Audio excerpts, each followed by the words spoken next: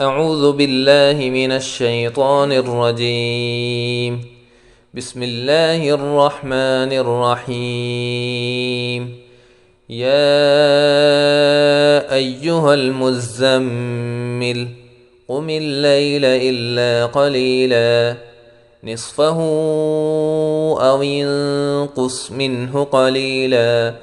أو زد عليه ورتل القرآن ترتيلا إنا سنلقي عليك قولا ثقيلا إن ناشئة الليل هي أشد وطئا وأقوم قيلا إن لك في النهار سبحا طويلا واذكر اسم ربك وتبتل إليه تبتيلا رب المشرق والمغرب لا إله إلا هو فاتخذه وكيلا واصبر على ما يقولون واهجرهم هجرا جميلا وذرني والمكذبين أولي النعمة ومهلهم قليلا إن لدينا أنكالا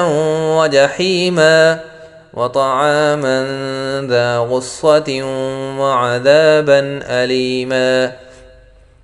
يوم ترجف الأرض والجبال وكانت الجبال كثيبا مهيلا إنا أرسلنا إليكم رسولا شاهدا عليكم كما أرسلنا إلى فرعون رسولا فعصى فرعون الرسول فأخذناه أخذا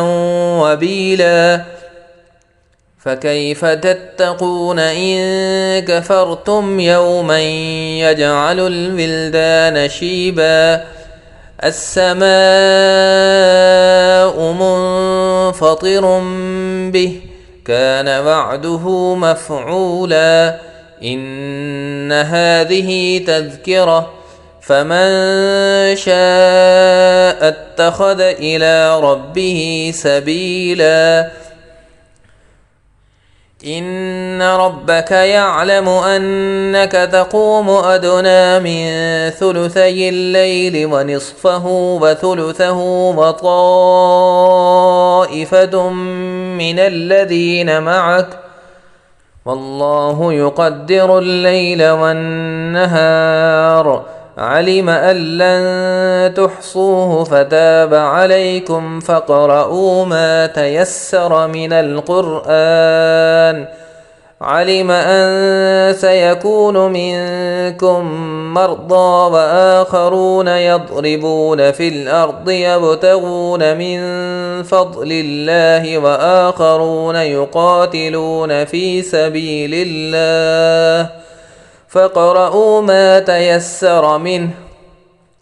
وأقيموا الصلاة وآتوا الزكاة وأقرضوا الله قرضا حسنا وما تقدموا لأنفسكم